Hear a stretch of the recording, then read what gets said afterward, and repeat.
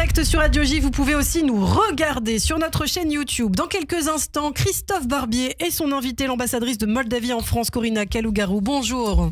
Bonjour Ilana. Merci d'être avec nous et sans plus tarder, c'est Meryl Pénélope qui est avec nous. Bonjour Meryl. Bonjour à tous.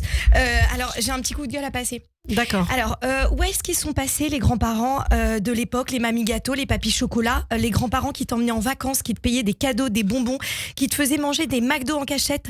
Nos parents, ils nous refilaient à leurs parents sans problème, sans état d'âme, pour avoir la paix et ça bronchait pas. Mais maintenant ils se prennent pour qui nos parents? Oh, ça va pas ou quoi? Oui papa, c'est à toi que je parle si tu m'écoutes.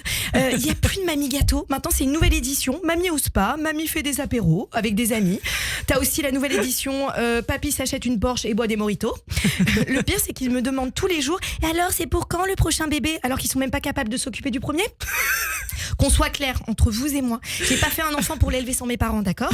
J'ai demandé à mon père hier s'il prenait ma fille pour Noël. C'était pas vraiment une question d'ailleurs, mais bon. Il a répondu qu'il partait en vacances avec sa femme. Pardon? Est-ce que j'ai bien entendu? Donc moi je suis censée faire quoi en attendant? M'occuper de ma fille seule? Oui, et qu'on me dise pas ouais t'as fait un enfant, t'assumes. Non, mes parents aussi ont fait un enfant, alors qu'ils assument aussi.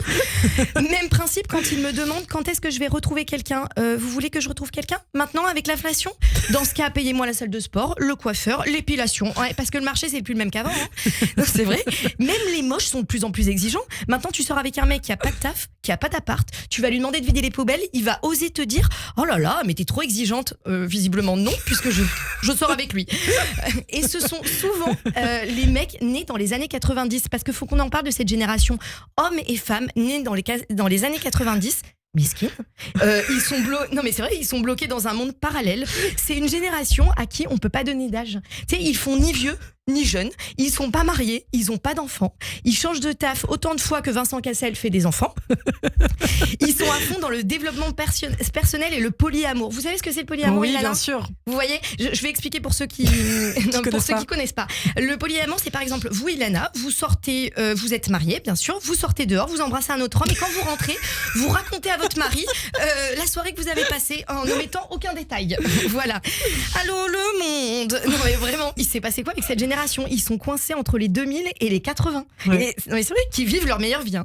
Ça veut dire que moi, qui suis née dans les années 89, enfin qui suis née en 89 tout simplement, à un an près, je n'aurai pas de mec, ou alors je serai en couple avec quelqu'un sans qu'il le sache, je changerai de projet de taf aussi souvent qu'une plainte pour violence conjugale n'est pas prise au commissariat, et je verrai un psy 2 fois par mois pour apprendre à moins m'aimer. Oui, puisqu'apparemment, quand on a trop confiance en soi, ça réveille les insécurités des autres. Ah bah c'est exactement ce que je vis finalement. Hein. Donc vous êtes de quelle année vous Oh là là, bien plus vieux, moi 67 moi. Et vous en êtes je crois à votre 3e mariage. Eh oui. Ah oui, j'ai des petites infos. C'est-à-dire que nous, garder de l'espoir. voilà, quand on galère nous à trouver juste un mari, vous avez déjà trouvé 3 femmes. Voilà, c'est un peu comme Christophe DiCaprio. Voilà, N'est-ce pas? on peut dire comme ça.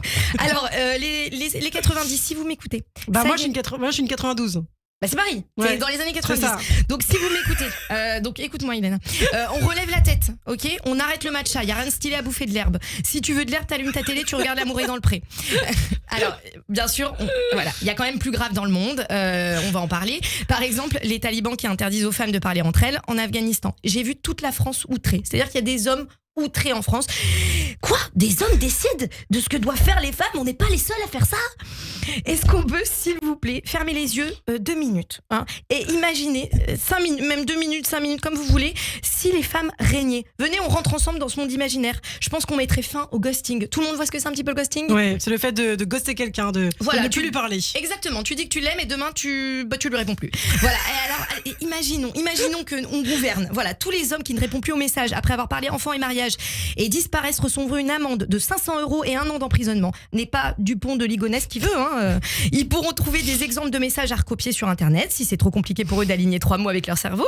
J'ai passé une bonne soirée mais j'ai une femme et 2 enfants.